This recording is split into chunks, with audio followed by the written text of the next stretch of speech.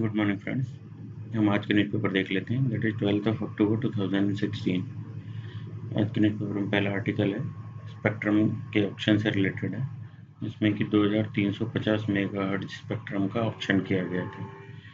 इसमें जितना गवर्नमेंट ने एक्सपेक्ट किया था कि इतना रेवेन्यू जनरेट होगा, उससे बहुत ही कम रेवेन्यू जनरेट हो पाया। और कहा जाए कि 40% ही जितना स्पेक्ट्रम एलोकेशन होना था उसको टोटल खरीदा है लोगों ने। और 11 में से 7 लोग ही इसमें 7 प्लेयर्स ही इस ऑप्शन में इन्होंने पार्टिसिपेट किया था। और जिसमें से भी हम देखें तो ये जो 40% ऑप्शन हुआ है उसका 90% तो सिर्फ 4 ऑपरेटर्स ने लिया है। दैट मीन्स कि ये 3 ऑपरेटर्स सिर्फ 10% पे हैं और बाकी ये 11 में से 4 ऑपरेटर्स तो ऑप्शन में पार्टिसिपेट ही नहीं किया। तो इसका फिर इन्होंने एक टर्म कोट किया है कि हमारे जो टेलीकॉम मिनिस्टर हैं उनको कॉल ड्रॉप मिनिस्टर कहा जाता है। कॉल ड्रॉप मिनिस्टर कहने का मतलब है कि हमारी सर्विसेज जो हैं वो कहीं ना कहीं बेटर नहीं है। कॉल ड्रॉप की समस्या काफ़ी ज़्यादा है, तो इसीलिए उनको कॉल ड्रॉप मिनिस्टर कहा जाता है। तो इसको सुधारना तो ज़रूरी है ही है। खैर, नेक्स्ट इस आर्टिकल में देखते हैं कि टोटल 66,000 करोड़ इतना इनको रेवेन्यू जनरेट हुआ है, जबकि एक्सपेक्टेशंस बहुत ज़्यादा थी। बजट एस्टिमेट्स में जो अब शॉर्टफॉल आएगा उसके लिए जेटली साहब कहते हैं कि इसको हम जो ब्लैक मनी से हमने पैसा कवर किया है लगभग 40,000 करोड़, 30-40,000 करोड़ के बीच में, उससे हम जो अपनी स्कीम्स के लिए उस फंडिंग हो जाएगी। हमने बजट एस्टिमेट्स काफ़ी ज़्यादा किए थे लेकिन उतना हम पहुंच नहीं पाए। नेक्स्ट ये बोलते हैं कि ये जो प्रॉब्लम है वो इसलिए भी है कि एक तो ऑप्शन की रेट्स जो बेस प्राइस है वो काफ़ी ज़्यादा रखी गई थी। दूसरा कि जो कंपनीज हैं, टेलीकॉम कंपनीज, इन पे ऑलरेडी 4 लाख करोड़ के आसपास का कर्ज है, तो ये इस ऑप्शन रेट्स पे वो खरीदने को तैयार नहीं थी स्पेक्ट्रम।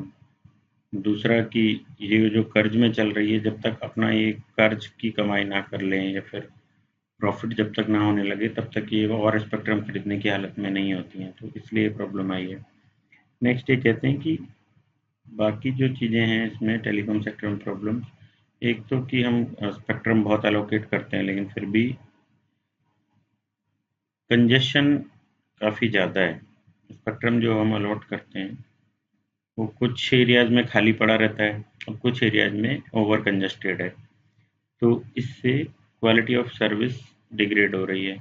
ये चाहे वॉइस क्वालिटी हो या हम देखें कि डाटा क्वालिटी हो, डाटा सर्विसेज की क्वालिटी, दोनों ही काफ़ी ज़्यादा डिग्रेडेड है।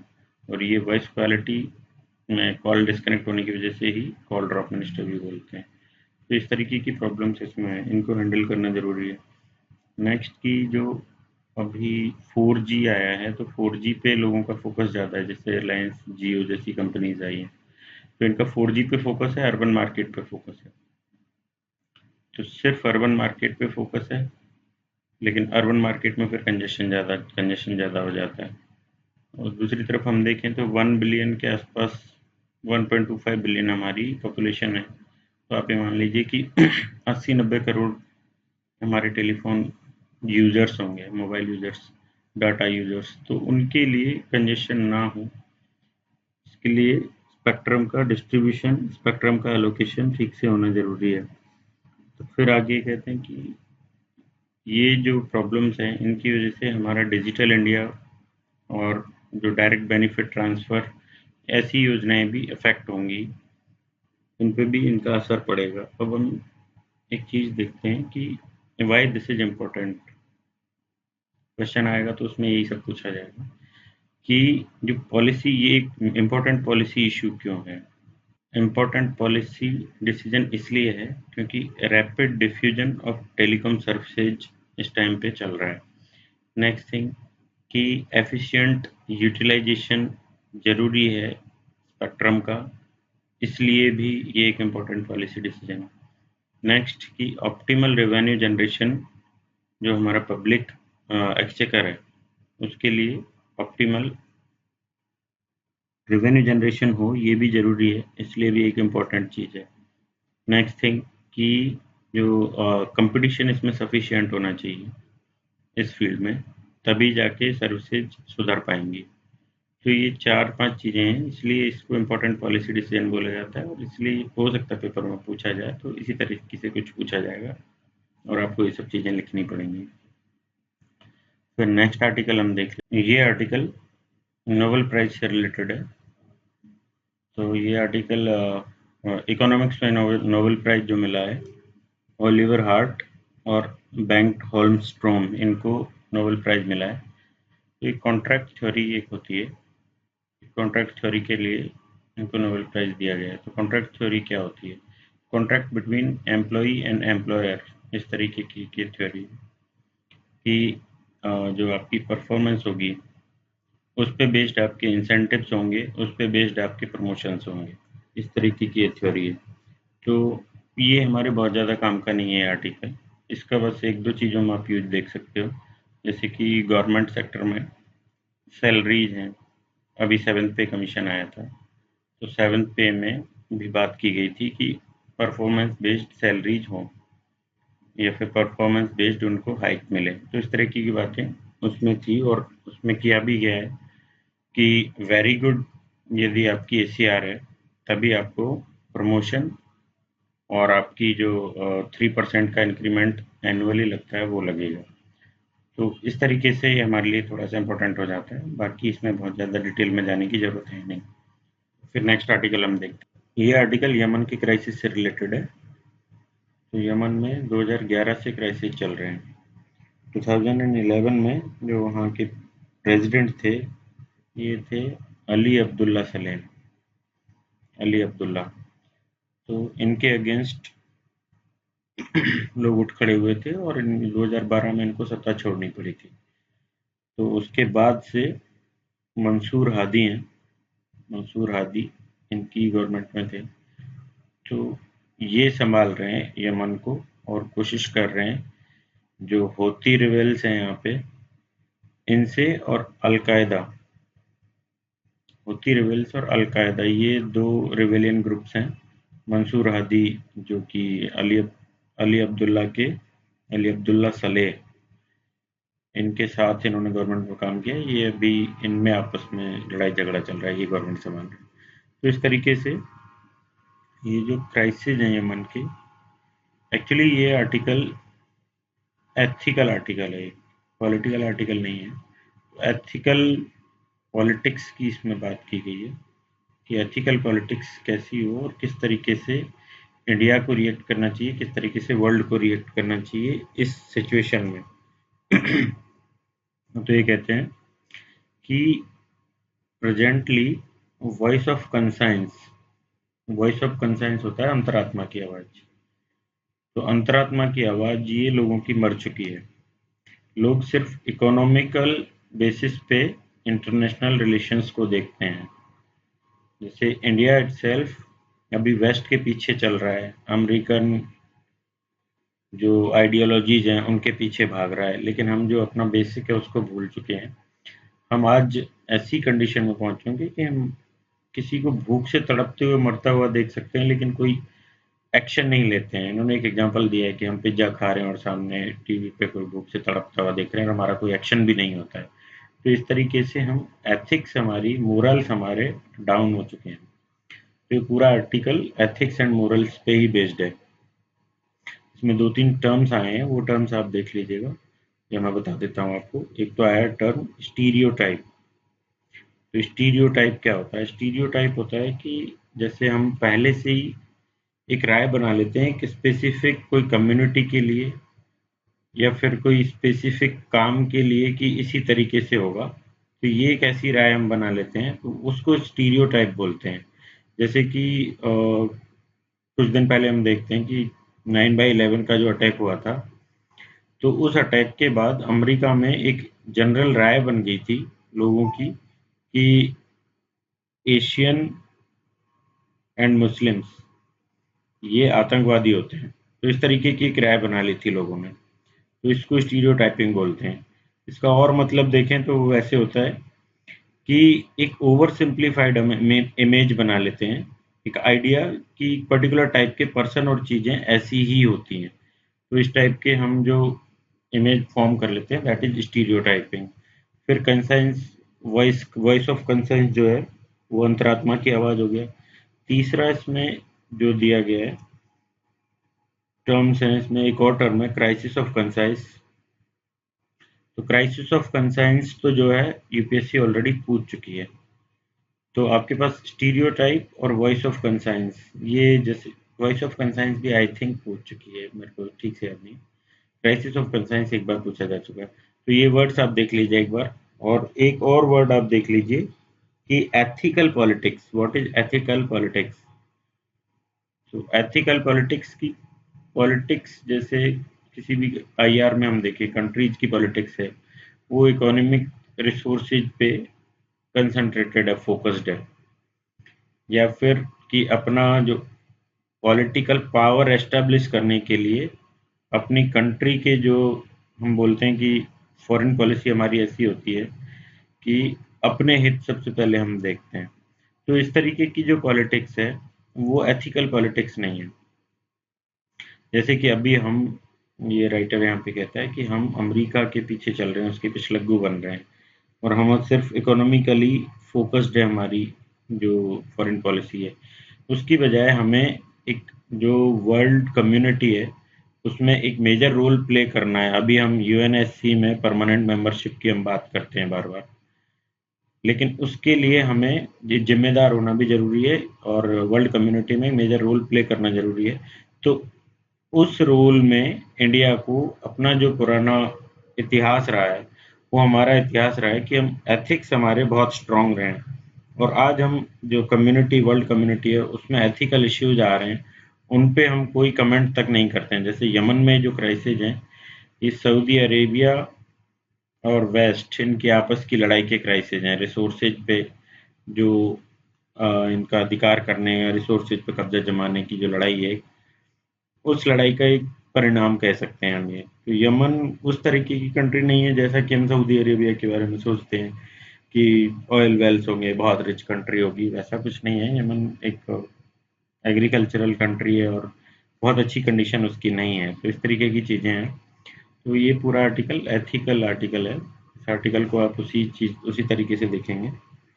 बाकी फिर हम एक नेक्स्ट आर्टिकल्स देखते हैं। तो नेक्स्ट आर्टिकल हमारा है ये military fables of a democracy. Surgical strike पे एक जो बहस छिड़ गई थी उससे रिलेटेड है सर्जिकल स्ट्राइक।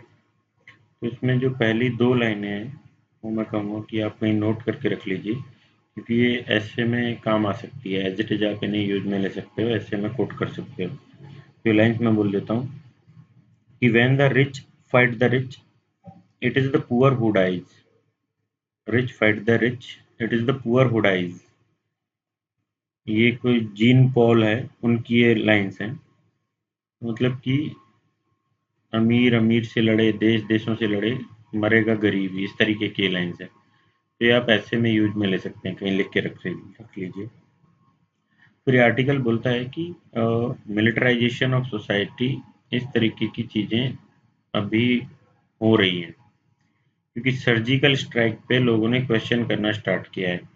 तो question, we have questioning authority और नॉट, इस तरीके की चीज़ें। तो ये कहते हैं कि वी आर डेमोक्रेसी, हमें दुनिया में लार्जेस्ट डेमोक्रेसी होने के लिए जाना जाता है, ना कि हमें एक बड़ी जो आर्मी है हमारे पास, जैसे पाकिस्तान से काफ़ी ज़्यादा बड़ी है, या फिर वर्ल्ड की सेकंड थर्ड नंबर की हमारे पास जो आर्मी है उसके नाम से हमें नहीं जाना जाता है।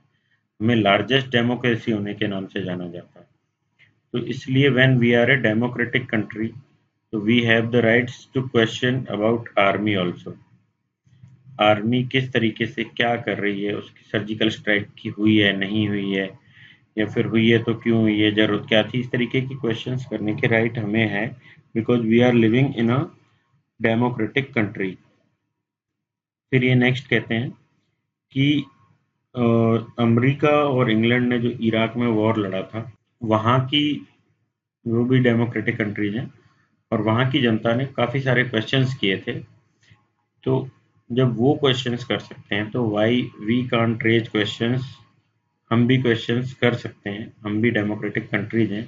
और हमें अधिकार है, हमें क्वेश्चंस करने चाहिए about the authorities of military authorities and military operations and etcetera. फिर ये आगे बोलते हैं, इन्होंने कई सारे एग्जांपल्स दिए हैं कि जैसे सोल्जर का जॉब जो है, हम जो डिनाई कर रहे हैं क्वेश्चंस को, उसके लिए इन्होंने एग्जांपल्स दिए हैं कि हम कहते हैं कि मिलिट्री बहुत ब्रेवली काम करती है, ये बहुत तेजस्वी है, बाकी जो सिविलियंस हैं वो फायर होते हैं, ये जाके अपनी जान पे खेल के हमारी रक्षा करते हैं, हमारे लैंड के प्रोटेक्टर्स हैं।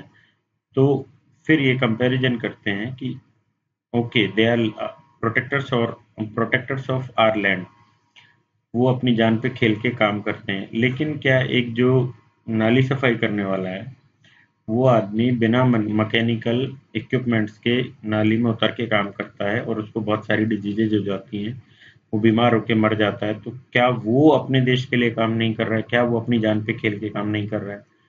दूसरी तरफ फिर ये कहते हैं कि जो मैनुअल स्कैवेंजर्स हैं, वो भी तो इसी तरीके का काम कर रहे हैं कि उनकी जान पे खेल के वो काम करते हैं, तो वो क्या सोल्जर्स से कम है? फिर हम कहते हैं कि ये कहते हैं ग्लोरीफाई कर देते हैं हम उनको जो कि सियाचिन पे रहकर हमारे देश को प्रोटेक्ट कर रहे हैं, वहाँ पे उनकी डेथ हो जाती है, लेकिन हम उनको क्यों भूल जाते हैं? उनको सिंपैथ ये जो सोल्जर्स यहाँ पे काम कर रहे हैं, इनको हम सिंपैथेसाइज करते हैं इनकी मौत को, लेकिन इनको क्यों भूल जाते हैं जो कि देश में रहते हुए जिनकी मौत हो जाती है बिकॉज ऑफ कि जो हमारी एडमिनिस्ट्रेटिव मशीनरी है that is not working properly. तो हम उन लोगों को क्यों भूल जाते हैं? ये कहते हैं कि 1.2 मिलियन लोग, जो बच्चे, जो सिर्फ इसलिए मर गए क्योंकि उनको प्रॉपर तरीके से प्रिवेंट नहीं किया गया उन डिजीजेज को। तो क्या ये एक उसी तरह की बात नहीं है, या क्या ये इसको सिंपैथी एम्पैथी नहीं होनी चाहिए इस चीज में? क्या ये इसको हाईलाइट नहीं किया जाना चाहिए जैसे कि हम हाईलाइट कर देते हैं आर्मी के 10 जवानों के मरने को ही? तो इस तरीके की बातें ये करते हैं। फिर ये आगे कहते हैं कि इटसेल्फ आर्मी में भी हम देखें कि करगिल का जो ऑपरेशन हुआ था, करगिल के ऑपरेशन में करीब 850 के आसपास लोग मरे हैं। डाटा इन्होंने दिया है 798 लोग मरे हैं।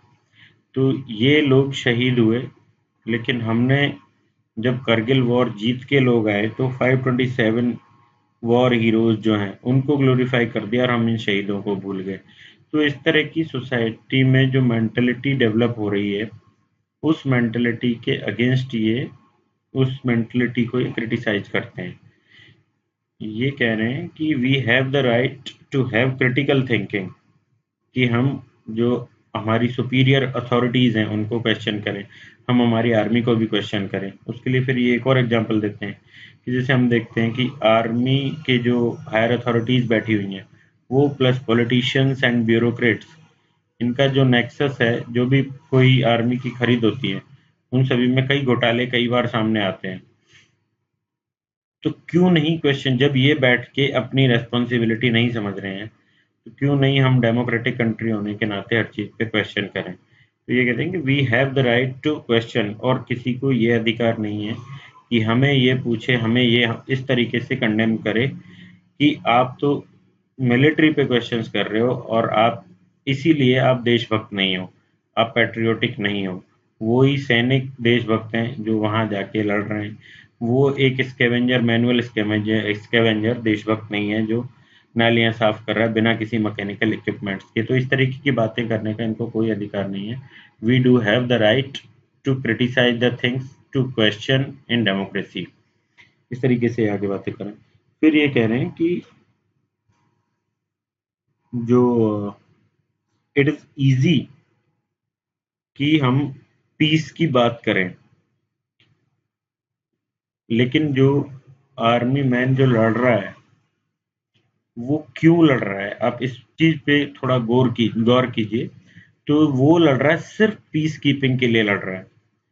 तो दैट मीन्स कि वी हैव टू, या we should glorify peace, not the war.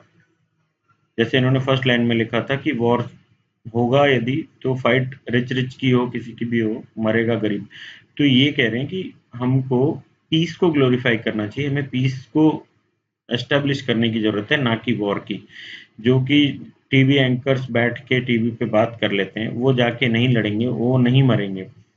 या फिर हम उन लोगों की बातें करें जो कि अपने 5 स्टार होटल्स में बैठ के, अच्छे घरों में बैठ के वॉर की बार-बार बात कर लेते हैं, तो वो उसको ग्लोरीफाई करने की कोई ज़रूरत नहीं है, कतई ज़रूरत नहीं है, क्योंकि वॉर कभी भी अच्छा नहीं होता है। यहाँ पे इन्होंने एक स्टेटमेंट दिया है एक सैनिक के पिताजी का। वो कहते हैं कि वॉर नहीं होना चाहिए, क्योंकि मेरा जैसे बेटा मरा है वैसे ही हज़ारों बेटे वॉर खा जाता है। तो पीस इज़ मस्ट, ना कि वॉर। वॉर से किसी चीज़ का सॉल्यूशन नहीं निकलता है। तो we should glorify peace, we should glorify we should not glorify war.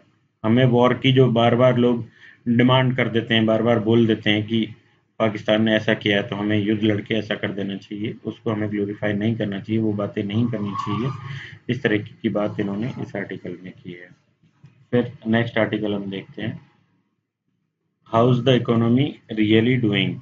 इस आर्टिकल में इन्होंने कई सारे क्वेश्चंस किए हैं अबाउट द इकोनॉमिकल कैलकुलेशंस।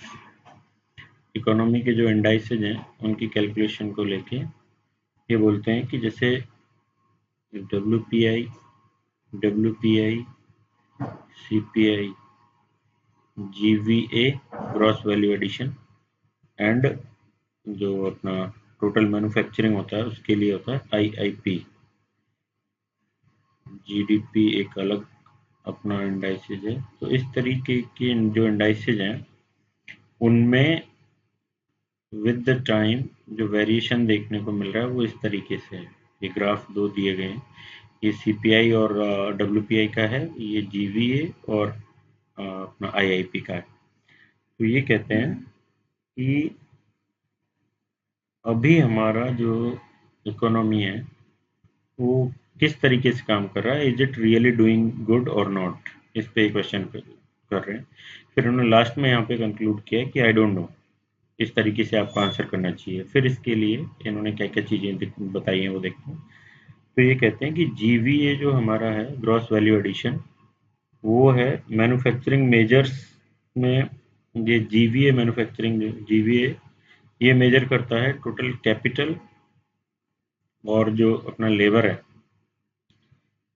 इनका कंट्रीब्यूशन मैन्युफैक्चरिंग में, इसको मेजर करता है ये। और अपना IIP जो है वो मेजर करता है कि एब्सोल्यूट अमाउंट जो प्रोड्यूस किया गया है वो मेजर करता है। तो ये दोनों डिफरेंट हैं। अब ये कह रहे हैं कि जो GVA है ये ब्लू कलर में दिखाया है, ये यहाँ पे ब्लू कलर में जो है ये GVA है। इट इज़ इंक्रीजिंग, मतलब इसका ट्रेंड जो है इंक्रीजिंग ट्रेंड है, थोड़ा सा घटा भी है यहाँ जाके अभी, लेकिन फिर भी इंक्रीजिंग ट्रेंड है। और ये कह रहे हैं कि IIP जो है, ये नीचे वाला जो अपना ग्राफ है रेड कलर में जो है, ये इट इज़ डिक्रीजिंग। तो हाउ इट इज़ पॉसिबल कि absolute amount is decreasing while the contribution of capital and labor both are increasing। कि जो दोनों चीज़ें काम कर रही हैं उनका कंट्रीब्यूशन बढ़ रहा है और प्रोडक्शन, जो 4 मशीन गन बनानी थी उसमें लोग ज़्यादा काम कर रहे हैं, ज़्यादा ज़्यादा मशीनरी हमने लगा दी, 4 मशीनें लगा रखी थी और 4 लोग काम कर रहे थे, उससे 4 मशीन गन बन रही थी। अभी हमने 8 मशीन गन लगा दी और 8 लोग लगा दिए और प्रोडक्शन हुआ 3। तो एब्सोल्यूट तो हुआ अपना IIP, दैट जो कि 4 से घट के 3 हो गया। लेकिन ये कह रही कि 8-8 मशीन और जो कैपिटल है, मशीन और लेबर दोनों 8-8 काम करने लग गए तब 3 बनाए। तो इस तरीके से कैसे पॉसिबल है, ये क्वेश्चन कर रहे हैं। नेक्स्ट ये क्वेश्चन कर रहे हैं कि CPI और जो WPI है होलसेल प्राइस इंडेक्स, इस पे क्वेश्चन कर रहे हैं कि wholesale price index it is like this blue above and CPI है ये ब्लू में और ये रेड में है अपना होलसेल वाला जो। तो ये कह रहे हैं कि दोनों, मतलब होलसेल में दिखा रहा है ये, और एक होलसेल जो है वो CPI तो है जो लास्ट में हम पे करते हैं, कंज्यूमर पे करता है, और जो कंज्यूमर फाइनली जो पे करता है वो। और WPI अपना है कि जो वेरियस कैटेगरीज हैं, डिफरेंट डिफरेंट जो भी वस्तुओं को, गुड्स को और इसमें लिया जाता है, तो उनका जो होलसेल लेवल है, होलसेल लेवल पे उनका जो प्राइस है, मूवमेंट ऑफ प्राइसेस है, उसका ये डाटा है। तो ये दोनों जो है, इनमें ये बोल रहे हैं कि ये 4% जैसे है, लगभग 4.4 के आसपास, तो ये -4 करीब चल रहा है। तो ऑलमोस्ट 9% का इनमें डिफरेंस है। तो if wholesale price is too less, मतलब कि माइनस में वो चल रहा है, घट रही है इनफैक्ट, तो फिर जो सीपीआई है फाइनली जो हमें पे करना पड़ रहा है, वो ज़्यादा कैसे हो सकता है, उसमें 9% का डिफरेंस कैसे हो सकता है, इस पे क्वेश्चन करते हैं। तो इसमें एक चीज़ और बोलते हैं कि जो हमारा आईआईपी, इसका बेस ईयर, या आईआईपी और डब्ल्यूपीआई, सॉरी, तो जीवीए को जब ये कंपेयर कर रहे थे, तो एक और चीज़ उन्होंने बोली थी कि आईआईपी का बेस ईयर है 2004, जीवीए का बेस ईयर है 2011-12, और हमारे सीपीआई, डब्ल्यूपीआई, इनका सबका भी बेस ईयर हमने चेंज कर दिया, जीडीपी का भी बेस ईयर हमने चेंज कर लिया है, जीवीए का बेस ईयर हमारा, सब ये 2011-12 है। एक हमारा सिर्फ आईआईपी का बेस ईयर 2004 है। तो आईआईपी और जो जीवीए है, दोनों का बेस ईयर जब अलग अलग होगा, तो दे आर नॉट कंपेरेबल। इस तरह की बात इन्होंने की है। तो फिर ये आगे कहते हैं ये कि टैक्स कलेक्शन जो है हमारा, टैक्स कलेक्शन में कि कॉरपोरेट और इंडिविजुअल, इनसे टैक्सेस जो लिए जाते हैं, तो इंडिया में लगभग 5.5% जो अर्न करने वाले लोग हैं, वो टैक्स पे करते हैं। लेकिन जो कॉरपोरेट्स हैं, हमेशा ये होता है कॉरपोरेट टैक्स काफ़ी ज़्यादा होता है, लेकिन हमारे यहाँ कॉरपोरेट्स किसी न किसी तरीके से ज़ीरो टैक्स पे करते हैं। उनमें से काफ़ी सारे कॉरपोरेट, सभी नहीं, लेकिन large bunch of them, large chunk of them, ये काफ़ी कम टैक्स या जीरो टैक्स पे करते हैं। तो जब टैक्स कम पे कर रहे हैं लोग, तो टैक्स कलेक्शन जो है, वो इनकम ग्रोथ, मतलब टैक्स कलेक्शन का ग्रोथ कैसे हो सकता है, उस तरीके की ये बातें कर रहे हैं। फिर ये आगे कह रहे हैं कि जो डब्ल्यूपीआई, सीपीआई, इनकी मंथली कैलकुलेशन होती है, तो मंथली की बजाय क्वार्टरली कैलकुलेशन यदि की जाए 3 मंथ्स में, तो हमें एक अच्छी और क्लियर पिक्चर मिल पाएगी। मंथली में बहुत ज़्यादा डिफरेंसेज नहीं पता कर लगते हैं। और नेक्स्ट थिंग ये आगे बोलते हैं कि जो हमारे गवर्नमेंट के एम्प्लॉइज़ ये सारी कैलकुलेशन करते हैं, डब्ल्यूपीआई, सीपीआई, जीवीए, आईआईपी वगैरह की। तो जब हर सेक्टर में हम गवर्नमेंट एम्प्लॉइज़ का ये लेके चलते हैं कि they are not doing their duty properly, हम बोलते हैं कि कोई भी सरकारी मशीनरी काम नहीं करती, वहाँ पे लोग सोते रहते हैं, तो ये लोग कैसे काम कर सकते हैं। तो एक फैक्टर हमें वो भी लेके चलना पड़ेगा कि इनके द्वारा जो कैलकुलेशन की जा रही है वो ठीक नहीं है, उसमें भी कहीं एक इनका इनएफिशिएंसी डिस्काउंट हमें लेके चलना पड़ेगा गवर्नमेंट का। तो इस तरीके से फिर आगे करें कि finally the situation is this कि हमारी इकोनॉमी किस तरीके से काम कर रही है, ये हमें नहीं पता। सो नेक्स्ट आर्टिकल हम देखते हैं। नेक्स्ट आर्टिकल रिलेटेड है रशिया और पाकिस्तान की टाइज से। रशिया और पाकिस्तान के आपस में जो रिलेशंस डेवलप हो रहे हैं, यहाँ पाकिस्तान के जो साथ जो टाई की जा रही है, ये इंडिया और रशिया के रिलेशन को खराब करेगी। इंडिया के इस तरीके से हमारा जो एनवॉय है, उन्होंने ये बात बोली है कि हमारे रिलेशंस डे बाय डे अच्छे होते जा रहे थे। इंडियन प्राइम मिनिस्टर मोदी और प्रेसिडेंट व्लादिमीर पुतिन, इन दोनों ने मिलके अभी थोड़े दिन पहले ही कुदनकुलम प्रोजेक्ट का एक साथ इनॉग्रेशन किया था, फर्स्ट जो रिएक्टर है उसका। बाकी जो 2, 3, 4, 5, 6 जो बचे हुए हैं, उनका भी आगे हम उन पे भी काम कर रहे हैं, और जल्दी उनका भी इनॉग्रेशन होगा। तो इस तरीके से हमारी जो टाइज थी वो और रोबस्ट होती जा रही थी डे बाय डे। लेकिन जो पाकिस्तान और रशिया का एक टाइज हो रही हैं, पाकिस्तान रशिया ने भी थोड़े दिन पहले जॉइंट मिलिट्री ऑपरेशन किया है, एक्सरसाइज की है। तो ये जो रिलेशंस पाकिस्तान के साथ ये डेवलप कर रहे हैं, और पाकिस्तान को इंडिया मानता है कि वो एक टेररिस्ट एक्टिविटीज़ करवाता है, वो टेरर स्पॉन्सर करने वाला एक स्टेट है। तो उनके साथ यदि रशिया टाइज करेगा, तो फिर हमारे रिलेशंस खराब होंगे, इस तरीके की बात बोली गई है। फिर ये नेक्स्ट कहते हैं कि ये अप्रोच जो है रशिया यूज में ले रहा है, that is wrong, wrong approach. क्योंकि हम एक तरफ, वो हमारे साथ भी सब तरीके से रिलेशंस बना रहे हैं, हमें भी वो वेपन सप्लाई करते हैं, और दूसरी तरफ वो पाकिस्तान के साथ भी इस तरीके की जो टाइज कर रहे हैं। तो ये एक ट्रायंगल बन रहा है इंडिया, पाक एंड रशिया का। तो रशिया अपने हित देखता है, रशिया के जो बेनिफिट्स हैं वो उसके हथियार बेचने में है। तो पाकिस्तान में टेररिज्म खूब है, तो सप्लाई करते हैं टेररिस्ट को वो हथियार, तो उनके हथियार वहाँ बेचे जा सकते हैं। पाकिस्तान इटसेल्फ अपनी आर्मी को मजबूत करना चाहता है, तो रशियन हथियार वहाँ बेचे जा सकते हैं। तो इसलिए रशिया उनके साथ भी संबंध बना रहा है। लेकिन इसको मोरल ग्राउंड ये देते हैं वो कि पाकिस्तान भी टेररिस्ट से परेशान है, टेररिज्म से परेशान कंट्री है, और उसे हम अकेला नहीं छोड़ सकते। ऐसी जो एक टेररिज्म ग्लोबल प्रॉब्लम है, उस प्रॉब्लम में हम उसे अकेला नहीं छोड़ सकते, इसलिए we are doing ties with Pakistan. लेकिन इंडिया कंडेम करता है कि नहीं, पाकिस्तान खुद टेररिस्ट स्टेट है, ये टेररिज्म फैलाता है, तो आप इसके साथ टाइज मत कीजिए, अदरवाइज तो हमारे रिलेशंस खराब होंगे। तो क्वेश्चन कुछ इस तरीके से फॉर्म हो सकता है कि जैसे इंडिया और रशिया के रिलेशंस काफ़ी अच्छे रहे हैं हमेशा से, और रशिया और पाकिस्तान में एक दूरी रही है कोल्ड वॉर में। कोल्ड वॉर के एरा में पाकिस्तान वॉज यूएसए के नज़दीक था पाकिस्तान, और यूएसए इसको सब हथियार देता था, बाकी सप्लाईज भी देता था, एड एंड ग्रांट्स खूब देता था। लेकिन अभी यूएसए से पाकिस्तान की रिलेशनशिप खराब हो रही है, इंडिया एंड यूएसए की नज़दीकियाँ बढ़ रही हैं। तो इंडिया यूएसए का जो नज़दीकियाँ बढ़ रही है, उधर Moscow and I mean to say कि रसिया और यूएसए, उनके रिलेशंस ठीक नहीं है। तो जैसे ही इंडिया यूएसए की तरफ जाएगा, तो ऑब्वियसली रसिया इंडिया से दूर होने लगेगा। ये एक ट्रायंगल बन रहा है जिसमें कि यूएसए का भी पार्टिसिपेशन है।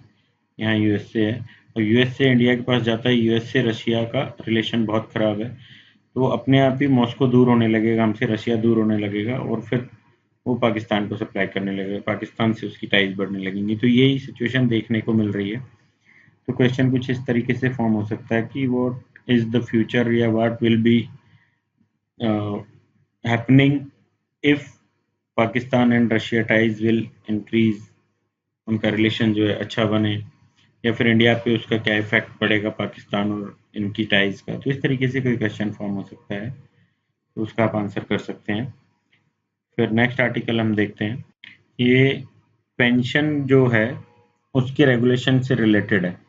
तो रेगुलेटरी अथॉरिटीज हमारे सिलेबस में सीधे सीधे लिखी है उन्होंने, यूपीएससी ने लिखी हुई है, तो इसलिए हमें देखना जरूरी है इस आर्टिकल को। इसमें हम बात करते हैं पीएफआरडीए एक्ट की। तो इसमें प्रोविडेंट फंड जो है, provident fund regulatory authority India की, provident fund PFRDA, provident fund regulatory and development authority of India.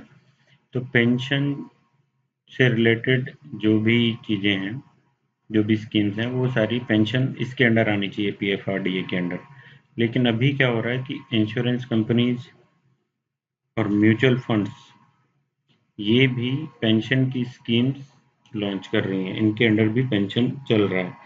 तो अपना जो आईआरडीए है, आईआरडीए देखता है इंश्योरेंस को, और सेबी देखता है म्यूचुअल फंड्स को। तो म्यूचुअल फंड्स और जब इंश्योरेंस दोनों पेंशन ऑफर कर रहे हैं, पेंशन स्कीम्स ऑफर कर रहे हैं, तो एक तरफ तो पीएफआरडीए के अंडर सारी पेंशन आनी चाहिए थी, पेंशन स्कीम्स आनी चाहिए थी। सिर्फ एक चीज ईपीएफओ को छोड़कर, जो एम्प्लॉय प्रोविडेंट फंड है, ईपीएफओ, इसको छोड़ा गया है इस एक्ट में कि employ provident fund organisation PFRDA के नहीं अंडर नहीं होगा, इसका रेगुलेशन ये नहीं करेगी। बाकी सब तरीके की जो पेंशन है उसका रेगुलेशन पीएफआरडीए करेगा, पेंशन के जितने प्रोडक्ट्स हैं। अब ये जो चीज़ें हो रही हैं कि इंश्योरेंस कंपनीज और म्यूचुअल फंड्स जो हैं, वो पेंशन जो ऑफर कर रहे हैं पेंशन प्रोडक्ट्स, तो उनके उनका रेगुलेशन पीएफआरडीए के अंडर नहीं है। अब इरडा और सेबी, ये दोनों अपने अलग काम भी देखते हैं। सेबी के दो काम है कि ये कैपिटल, दैट मीन्स कि शेयर मार्केट एंड ऑल, ये सब भी देखता है, और दूसरा ये म्यूचुअल फंड्स भी देखता है। तो इनके साथ वो पेंशन भी एक्स्ट्रा देख रहा है, जो कि पेंशन होना पीएफआरडीए के अंडर चाहिए था। तो इस पे ऑब्वियसली वो पेंशन पे ठीक से कंट्रोल नहीं कर पाएगा, जबकि हम देखते हैं कि सेबी के अंडर भी लगभग 2400 करोड़ रुपए के पेंशन प्रोडक्ट्स हैं, पेंशन टोटल इतना चल रहा है। और इवन आईआरडीए के अंडर तो, जो कि इंश्योरेंस कंपनीज हैं और वो पेंशन प्रोडक्ट्स ऑफर करती हैं, उसके अंडर तो 1 पॉइंट कुछ lakh crore, 1 point I think sorry 3.9 lakh crore इतने के पेंशन प्रोडक्ट्स चल रहे हैं। तो हम देखते हैं कि अभी 3 रेगुलेटरी अथॉरिटीज इस सेम पेंशन प्रोडक्ट पे कन्फ्लिक्ट में है कि हु शुड रेगुलेट। एक सिंगल रेगुलेटरी अथॉरिटी होनी चाहिए इसके लिए, या फिर अभी जो चल रहा है वो सभी रेगुलेट इनको करती रहे। तो इस तरीके के क्वेश्चंस यहाँ पे आ रहे हैं। यूपीएससी ऑलरेडी एक क्वेश्चन पूछ चुकी है इससे रिलेटेड कि जो अपना सेबी है ये और ट्राई, इनका एक डिबेट थी, इनके बीच लड़ाई थी इसी तरीके की। जैसे कुछ प्रोडक्ट इनके अंडर आ रहे हैं और आने चाहिए पीएफआरडी के अंडर, तो इस तरीके की एक लड़ाई थी, इस तरीके का एक डिबेट थी। वो क्वेश्चन यूपीएससी ऑलरेडी पूछ चुकी है। तो अब ये क्वेश्चन जो बन रहा है कि 3 जो रेगुलेटरी अथॉरिटीज हैं उन तीनों का जो डोमेन है वो मिक्स कर रहा है। तो ये सिर्फ पेंशन स्कीम सिर्फ एक रेगुलेटरी अथॉरिटी के अंडर आनी चाहिए या तीनों इसको देखती रहें, ये क्वेश्चन बन सकता है। तो इसमें हम देख रहे हैं कि सेबी जो है वो अलग काम भी करता है, म्यूचुअल फंड्स का काम देखता है, कैपिटल देखता है, कैपिटल मार्केट को, और अपना आईआरडीए इंश्योरेंस सेक्टर देखता है। तो इसलिए ये सजेस्ट किया जा सकता है कि बेटर है कि पीएफआरडीए जो है वो पेंशन स्कीम्स को वही देखे, तभी उनको प्रॉपर तरीके से रेगुलेशन हो पाएगा। या फिर आप दूसरा स्टैंड भी ले सकते हैं, लेकिन उसके लिए आपके पास आर्ग्यूमेंट्स प्रॉपर होने चाहिए। इसमें तो यही दिया गया है कि पीएफआरडीए इनको देखे तो ज़्यादा बेटर रहेगा। सो आज के आर्टिकल्स इतने ही थे। Thank you very much for listening.